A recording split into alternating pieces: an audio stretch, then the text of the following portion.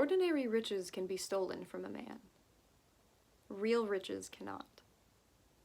In the treasury house of your soul, there are infinitely precious things that may not be taken from you. Try to so shape your life that external things will not harm you, and try also to get rid of personal property. It involves sordid preoccupation, endless industry, continual wrong. Personal property hinders individualism at every step. If one plays good music, people don't listen. And if one plays bad music, people don't talk.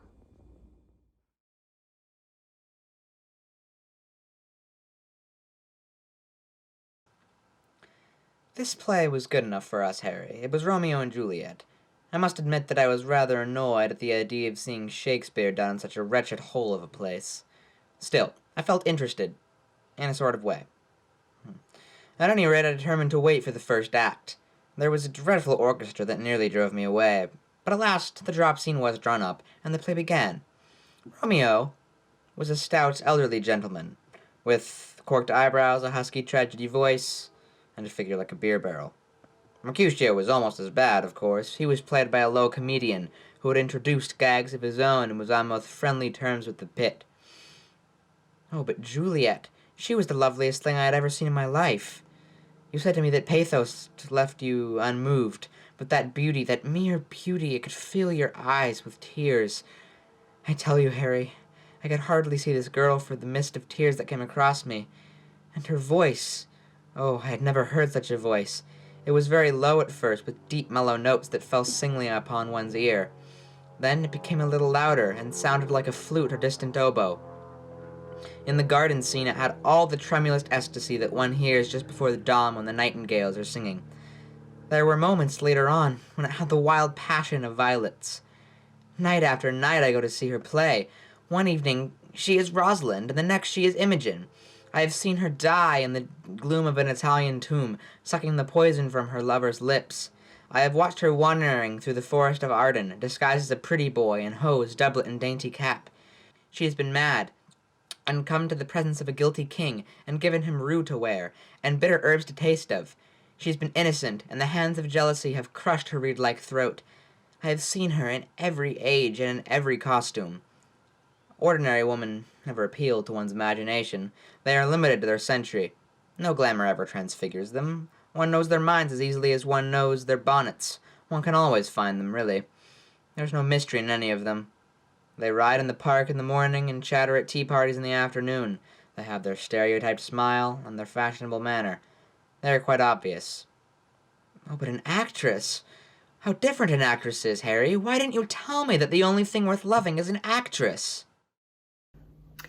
In this world, there are only two tragedies. One is not getting what one wants, and the other is getting it. The last is much the worst. The last is a real tragedy.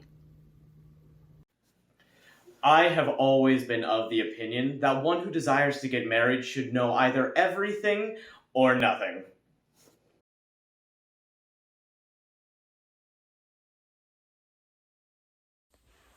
Well, Tommy proposed to me again. Tommy does nothing but propose to me. He proposed to me last night in the music room, where I was quite unprotected, and there was an elaborate trio going on. I didn't dare to make the smallest repartee. I need hardly tell you, if I had, it would have stopped the music at once. Musical people are so absurdly unreasonable. They always want one to be perfectly dumb at the very moment when one is longing to be absolutely deaf. Then he proposed to me in broad daylight this morning, in front of that dreadful statue of Achilles. Really, the things that go on in front of that work of art are quite appalling. The police should interfere.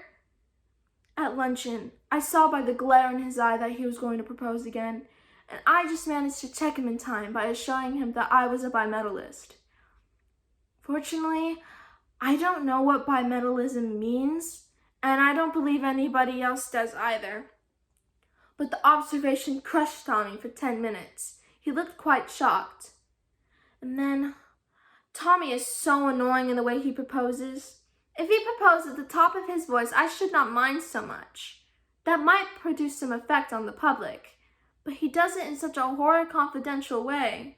When Tommy wants to be romantic, he talks to one just like a doctor. I'm very fond of Tommy, but his methods of proposing are quite out of date. I wish you would speak to him and tell him once a week is quite often to propose to anyone, and it should always be done in a manner that attracts some attention. It is a sad truth, but we have lost the faculty of giving lovely names to things. Names are everything.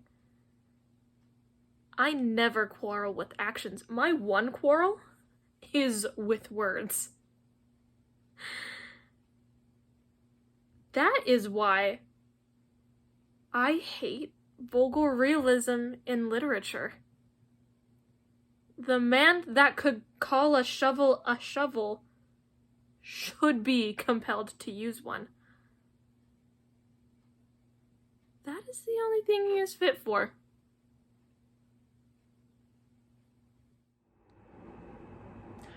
It is better to have a permanent income than to be fascinating.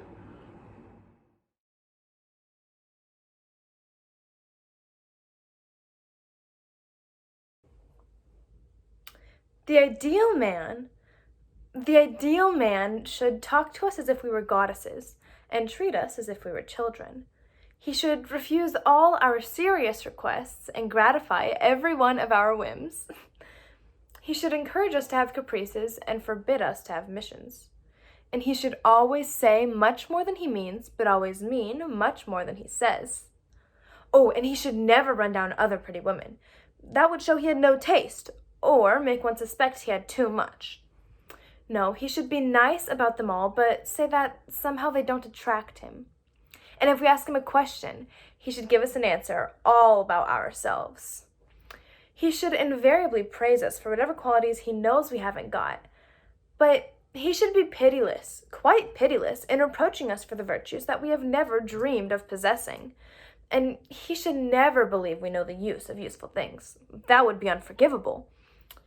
But he should shower on us everything we don't want.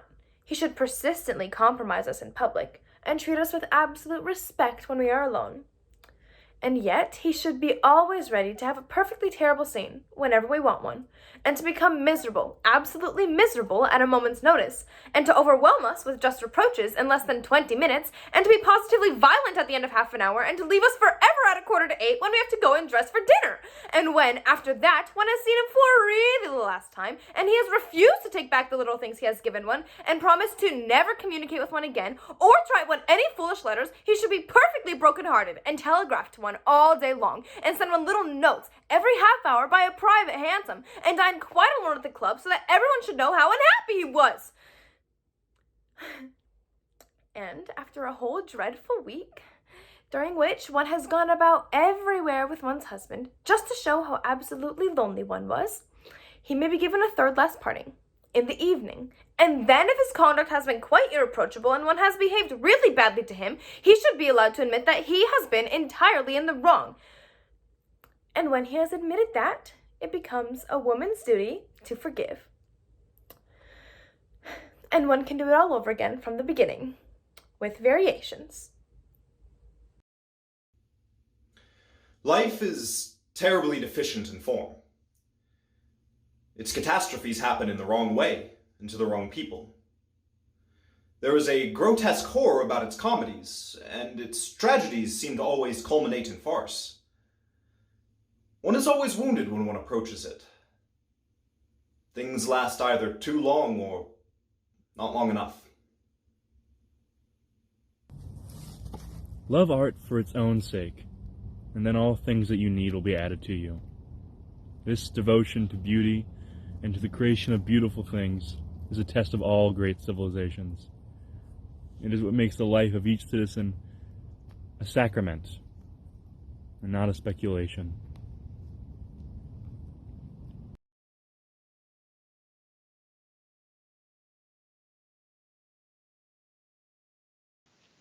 Could we dig up this long buried treasure, were it worth the pleasure? We never could learn love's song. We are parted too long. Could the passionate past that is fled call back its dead? Could we live it all over again, were it worth the pain? I remember we used to meet by an ivied seat, and you warbled each pretty word with the air of a bird. And your voice had a quaver in it, just like a linnet, and shook as the blackbird's throat with its last big note. And your eyes, they were green and gray like an April day, but lit into amethyst when I stooped and kissed. And your mouth, it would never smile for a long, long while. Then it rippled all over with laughter, 5 minutes after. You were always afraid of a shower, just like a flower. I remember you started and ran when the rain began. I remember I never could catch you, for no one could match you. You had wonderful, luminous, fleet, little wings to your feet. I remember your hair. Did I tie it? For it always ran riot, like a tangled sunbeam of gold. These things are old. I remember so well the room and the lilac bloom that beat at the dripping pane in the warm June rain. And the color of your gown, it was amber brown, and 2 yellow satin bows from your shoulders rose. And the handkerchief of French lace, which you held to your face, had a small tear left a stain. Or was it the rain? On your hand, as it waved adieu, there were veins of blue, and your voice, as it said goodbye, was a petulant cry. You have only wasted your life. Ah, that was the knife. When I rushed through the garden gate, it was all too late. Could we live it over again? Were it worth the pain? Could the passionate past that is fled call back its dead? Well, if my heart must break, dear love, for your sake, it will break in music. I know poets' hearts break so. But strange that I was not told that the brain can hold in an ivory cell God's heaven and hell.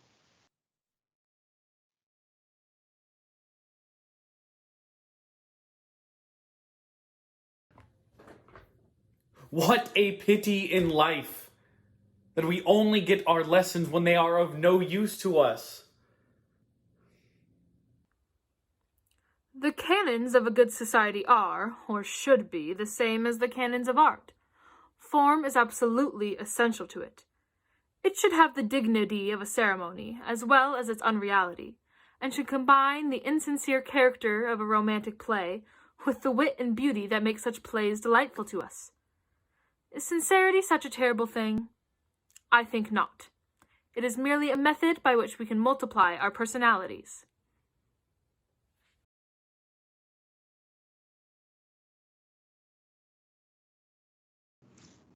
This waiting is horrible. Arthur must have read my letter by this time. If he cared for me, he would have come after me, but he doesn't care. He's entrammelled by this woman, fascinated by her, dominated by her. If a woman wants to hold a man, she is merely to appeal to what is worst in him. We make gods of men and they leave us. Others make brutes of them and they fawn and are faithful. How hideous life is. Oh, it was mad of me to come here. Horribly mad. I must go back. No, I can't go back. My letter has put me in their power. No, no, I will go back. Let Arthur do with me what he pleases. I can't wait here. It's been madness, my coming. I must go at once. As for Lord Darlington, oh, here he is. What shall I do? What can I say to him? Will he let me go away at all? Lady Windermere, thank heaven I am in time. You must go back to your husband's house immediately. Must? Yes, you must. There's not a second to be lost. Lord Darlington may return at any moment. Don't come near me. Oh, you are on the brink of ruin. You are on the brink of a hideous precipice. You must leave this place at once. My carriage is waiting around the corner of the street. You must come with me and drive straight home. Mrs. Erlyn, if you had not come here, I would have gone back.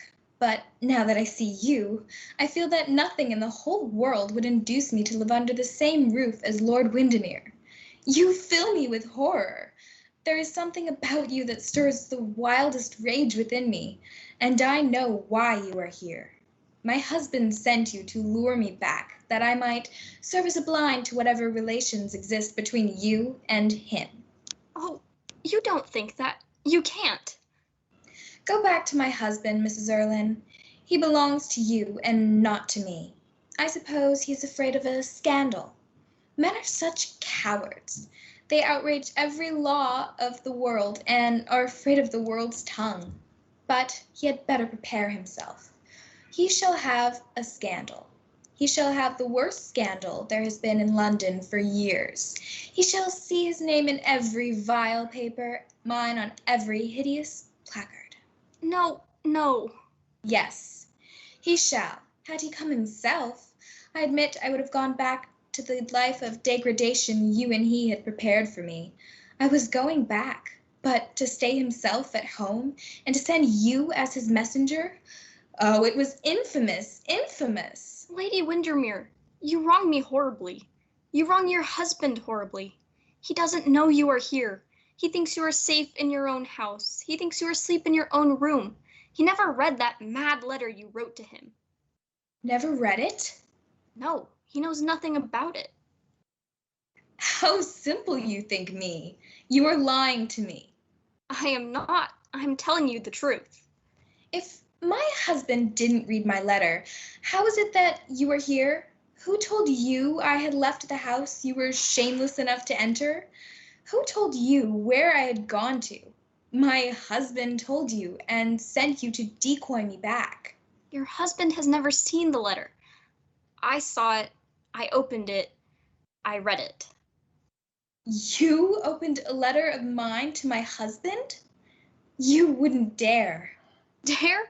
Oh, to save you from the abyss into which you are falling, there is nothing in the world I would not dare. Nothing in the whole world. Here's the letter. Your husband has never read it. He never shall read it. It never should have been written. I shall burn it here in the fireplace. How do I know that that was my letter after all? You seem to think the commonest device can take me in. Oh, why do you disbelieve everything I tell you? What object do you think I have in coming here, except to save you from utter ruin, to save you from the consequence of a hideous mistake? That letter that is burnt now was your letter. I swear it to you. You took good care to burn it before I had examined it. I cannot trust you. You whose whole life is a lie. Could you speak the truth about anything? Think as you like about me. Say what you choose against me. But go back. Go back to the husband you love. I do not love him. You do. And you know that he loves you. He does not understand what love is. He understands it as little as you do. But I see what you want.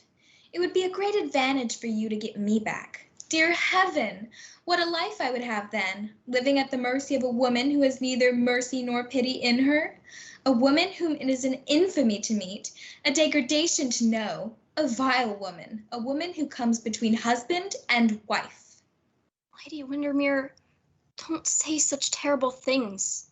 You don't know how terrible they are, how terrible and how unjust. Listen, you must listen. Only go back to your husband, and I promise you never to communicate with him again on any pretext, never to see him, never to have anything to do with his life or yours. That money that he gave me not through love, but through hatred, not in worship, but in contempt. The hold that I have over him... Ah, you admit you have a hold. Yes, and I will tell you what it is. It is his love for you, Lady Windermere. You expect me to believe that?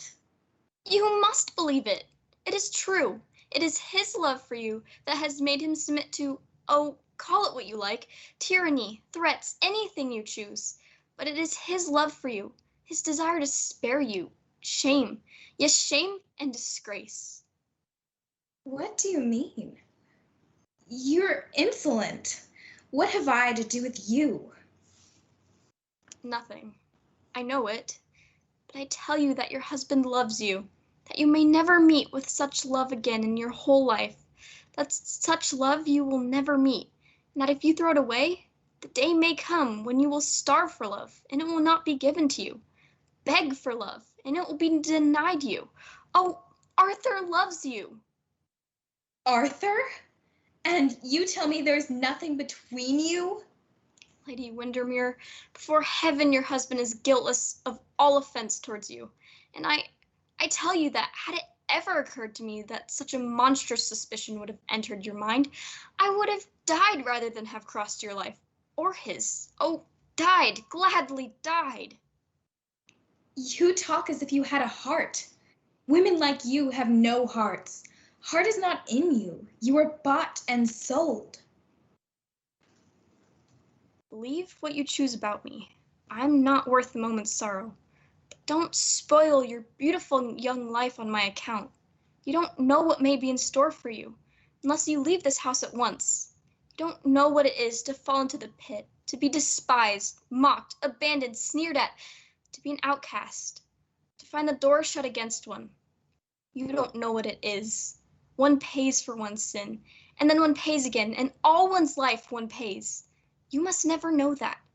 As for me, if suffering be an expiation, then at this moment I've expiated all my faults, whatever they have been. For tonight, you've made a heart in one who had it not, made it and broken it. But let that pass.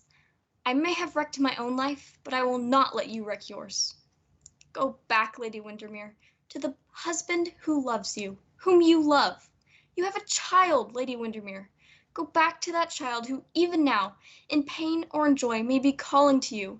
Back to your house, Lady Windermere. Your husband loves you. He has never swerved for a moment from the love he bears you. Even if he had 1,000 loves, you must stay with your child.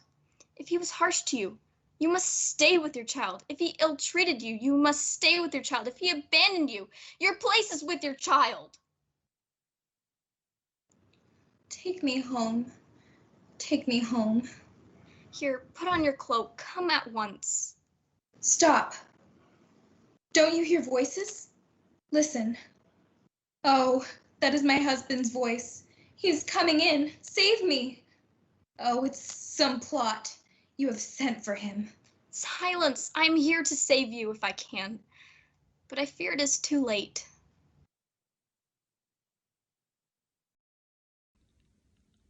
Art never expresses anything but itself.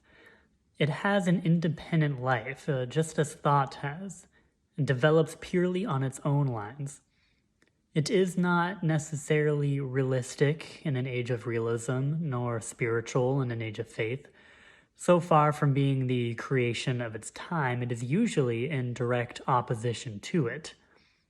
And the only history it preserves for us is the history of its own progress.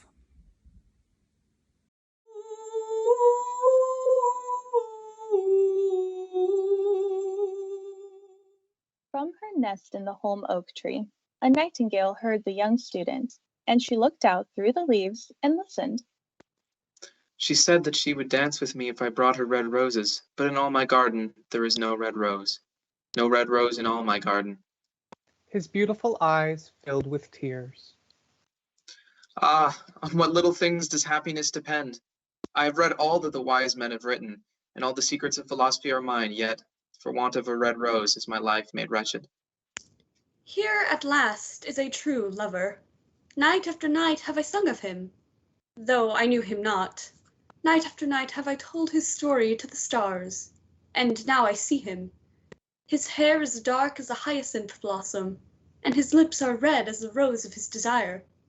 But passion has made his face like pale ivory, and sorrow has set her seal upon his brow. The prince gives a ball tomorrow night, and my love will be of the company. If I bring her a red rose, she will dance with me until dawn. If I bring her a red rose, I shall hold her in my arms. She will lean her head upon my shoulder, and her hand will be clasped in mine. But there is no red rose in all my garden, so I shall sit, lonely, and she will pass me by. She will have no heed of me, and my heart will break. Here indeed is a true lover. What I sing of, he suffers. What is joy to me, to him is pain. Surely love is a wonderful thing. It is more precious than emeralds, and dearer than fine opals. Pearls and pomegranates cannot buy it, nor is it set forth in the marketplace. It may not be purchased of the merchants, nor can it be weighed out in the balance for gold. The musicians will sit in their gallery and play upon their stringed instruments, and my love will dance to the sound of the harp and the violin. She will dance so lightly that her feet will not even touch the floor, and the courtiers in their gay dresses will throng round her. But with me, she will not dance, for I have no red rose to give her. And he flung himself down on the grass and buried his face in his hands and wept.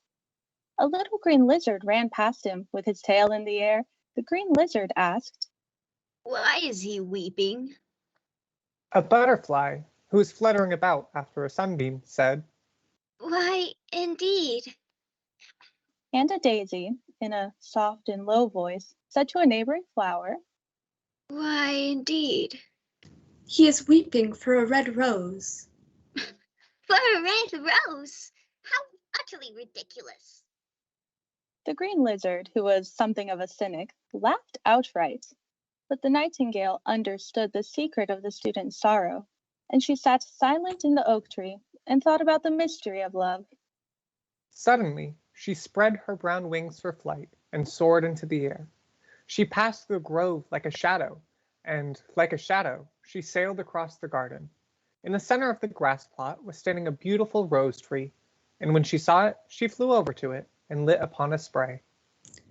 Give me a red rose, and I will sing you my sweetest song. But the tree shook its head. My roses are white as the foam of the sea, and whiter than the snow upon the mountain. But go to my brother who grows round the old sundial, and perhaps he will give you what you want. So, the nightingale flew over to the rose tree that was growing around the old sundial. Give me a red rose, and I will sing you my sweetest song. But the tree shook its head. My roses are yellow as the hair of the mermaiden who sits upon an amber throne, and yellower than the daffodil that blooms in the meadow before the mower comes with his scythe. But go to my brother who grows beneath the student's window, and perhaps he will give you what you want.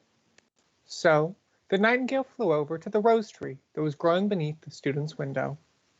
Give me a red rose, and I will sing you my sweetest song. But the tree shook its head. My roses are red as the feet of the dove, redder than the great fans of coral that wave and wave in the ocean cavern. But the winter has chilled my veins, and the frost has nipped my buds. The storm has broken my branches. I shall have no roses at all this year. One red rose is all I want. Only one red rose. Is there by no way which I can get it? There is a way, but it is so terrible that I dare not tell it to you. Tell it to me. I am not afraid. If you want a red rose, you must build it out of music by moonlight, and stain it with your own heart's blood.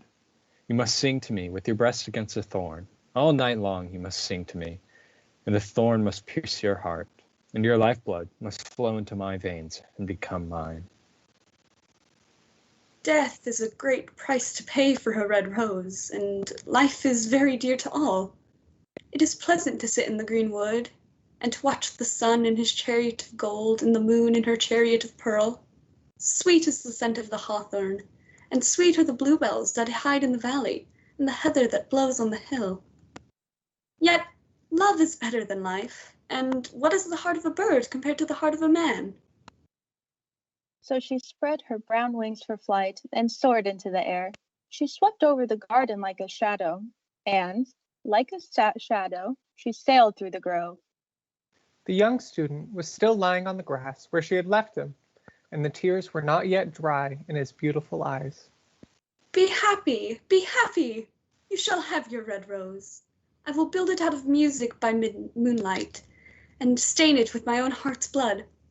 All that I ask of you in return is that you will be a true lover, for love is wiser than philosophy, though she is wise, and mightier than power, though he is mighty. Flame-colored are his wings, and colored like flame is his body. His lips are sweet as honey, and his breath is like frankincense. The student looked up from the grass and listened, but he could not understand what the nightingale was saying to him, for he only knew the things that are written down in books. But the oak tree understood and felt sad, for he was very fond of the little nightingale who had built her nest in his branches. Sing me one last song. I shall feel very lonely when you are gone. So the nightingale sang to the oak tree, and her voice was like water bubbling from a silver jar. When she had finished her song, the student got up and pulled a notebook and a lead pencil out of his pocket. She has form, that cannot be denied her. But has she got feeling? I am afraid not. In fact, she is like most other artists. She's all style without any sincerity. She would not sacrifice herself for others. She thinks merely of music, and everybody knows that the arts are selfish. Still, it must be admitted, she has some beautiful notes in her voice. What a pity it is that they do not mean anything or do any practical good. And he went into his room and lay down on his little pallet bed and began to think of his love. And after a time, he fell asleep.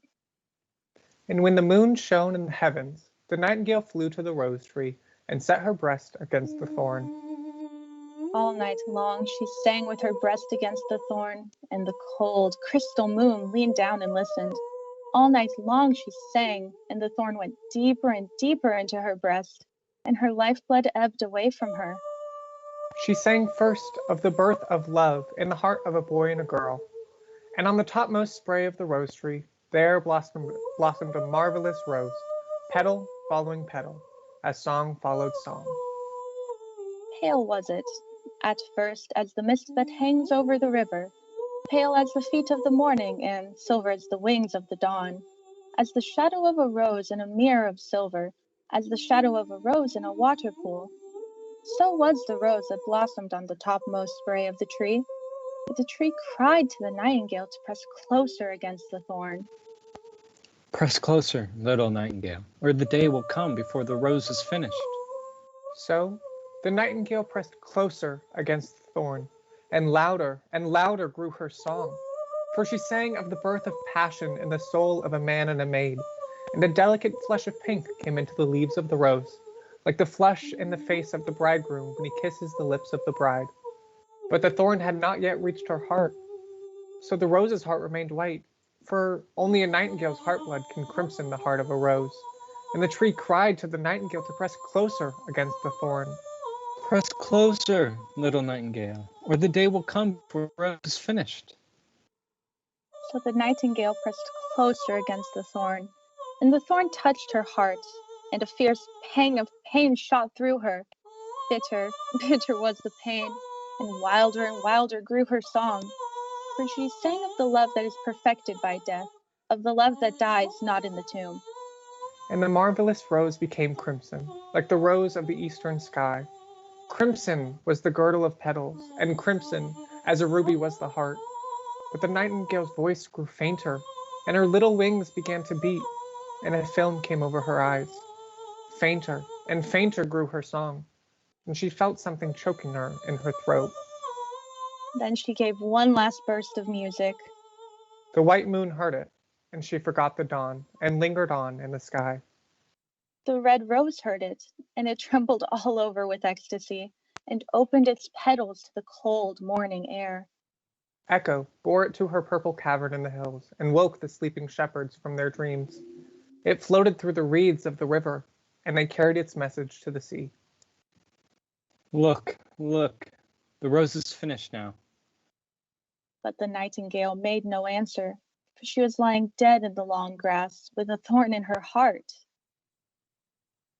And at noon, the student opened his window and looked out. Why, what a wonderful piece of luck! There is a red rose. I've never seen any rose like it in all my life. It is so beautiful. He leaned down and plucked it.